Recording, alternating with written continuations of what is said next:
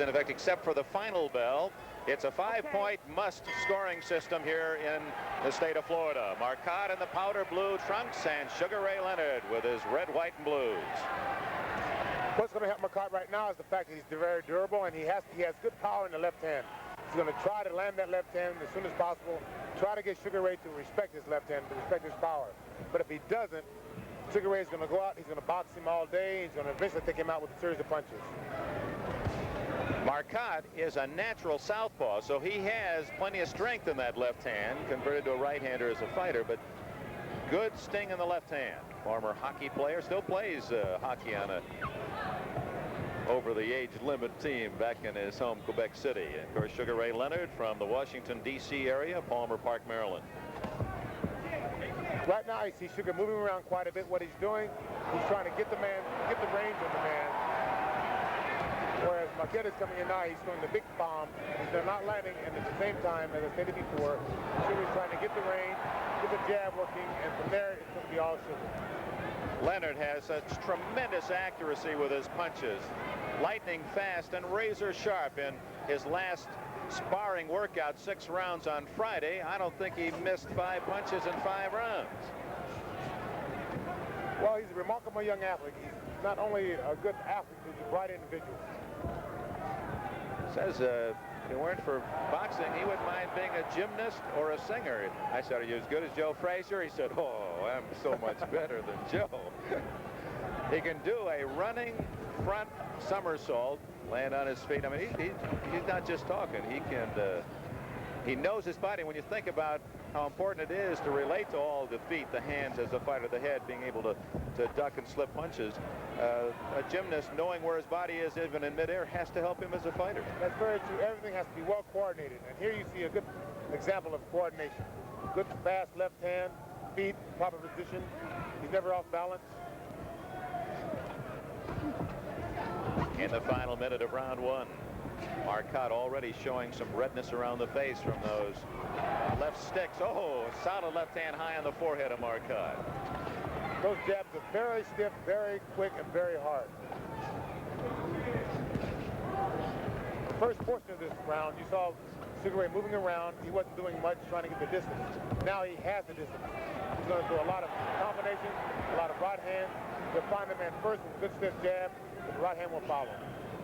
So I missed with a left and a right, but stayed with it and landed a right in the last exchange. Marcotte still looking for an opening. Countering left hand and a solid left jab by Leonard in the final seconds of round 1. Got the crowd oohing and on already. Round 2 in a big house at the Convention Center, Miami Beach. In case you just joined us, exciting basketball action preceded us. UCLA upset Notre Dame 56-52 at South Bend. Sugar Ray Leonard, light trunks, powder blue of Fernand Marcotte, who goes to the attack in the early going round 2. Right, that's the only thing Marcotte can do. He has to try to get the pressure in there. He has to try to land the big punch. He has to do anything he can to keep Sugar off balance and then backing up. But the moment he stops, Sugar will start getting his jab back together. He'll start getting his combinations together. His right hand will start working. Marcotte at 155.5, 6 pounds heavier than Leonard. Leonard has never faced a man this heavy.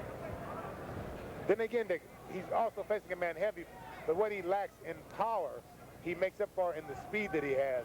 And as I stated before, it's not always the power of the punch that knocks a man out. It's the quickness and the snap of the punch. And as Angelo Dundee stated before the fight, hey, you get a heavier man, that means he's bigger. That's a larger target to hit. Larger target, and he's slower.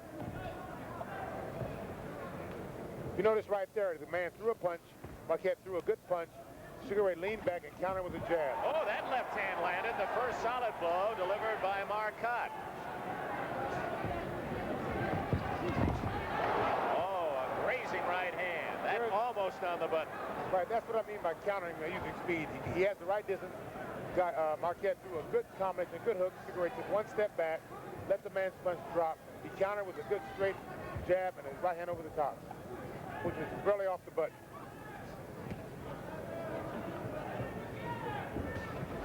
Very good right hand by Sugar there on Marcotte.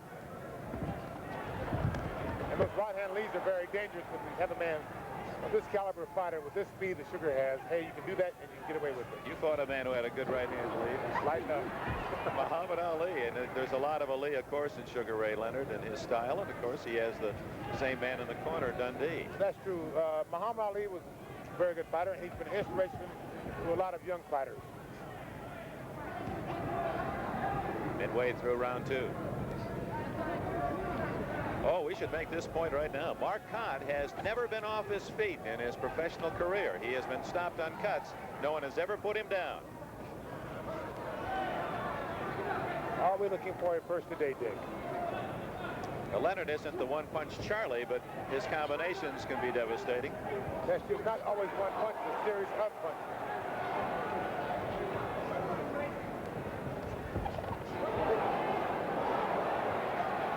Notice the snap of the jab, the quickness of the jab. A blur of red when he starts throwing his combinations.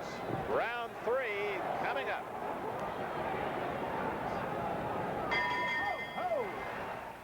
Corner of Sugar Ray Leonard. We listen to Angelo Dundee.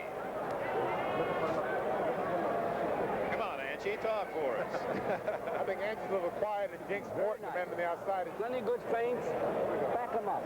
You do everything first. Don't let him do nothing first.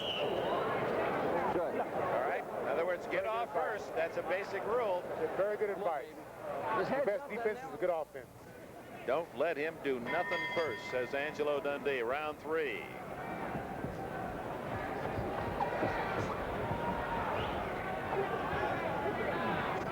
Right now, this is kind of going back to the Willie Pep days, Dick. You have the smaller fighter with the hand speed, deception, Sugar Ray. It's interesting you brought up that name, Willie Pep, because my old friend Mickey Davies, I used to work with him back in the 60s doing the fights from the Olympic, and is now the matchmaker here in Miami Beach. He likened Leonard. He said, I haven't seen hands this fast since Willie Pep. Man is extremely fast, extremely agile, and extremely intelligent.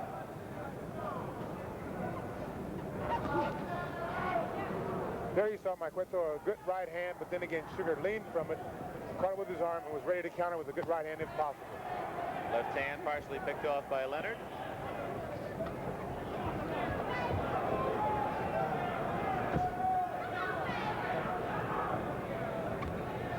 Leonard was sparring with a young man named Bloom, who's unbeaten, something like 13-0 on Friday, and when it was all over, Bloom came over to me and he said, you can't believe how fast those hands are. And that was the 16-ounce glove. Now they have 10-ounce gloves.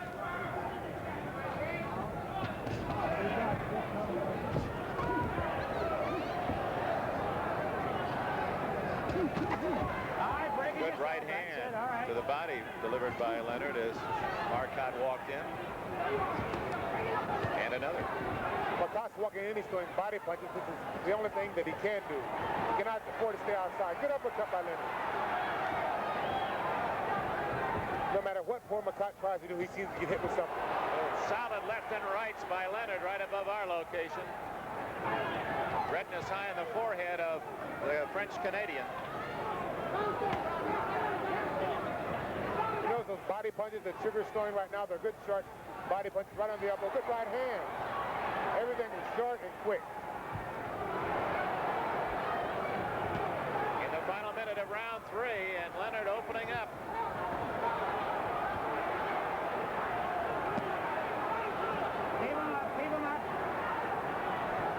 Hear the voice of Jay Edson to Leonard, keep that left hand up.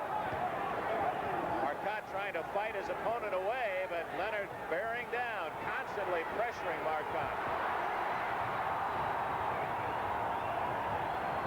20 seconds remaining in round 3, and Leonard showing it all.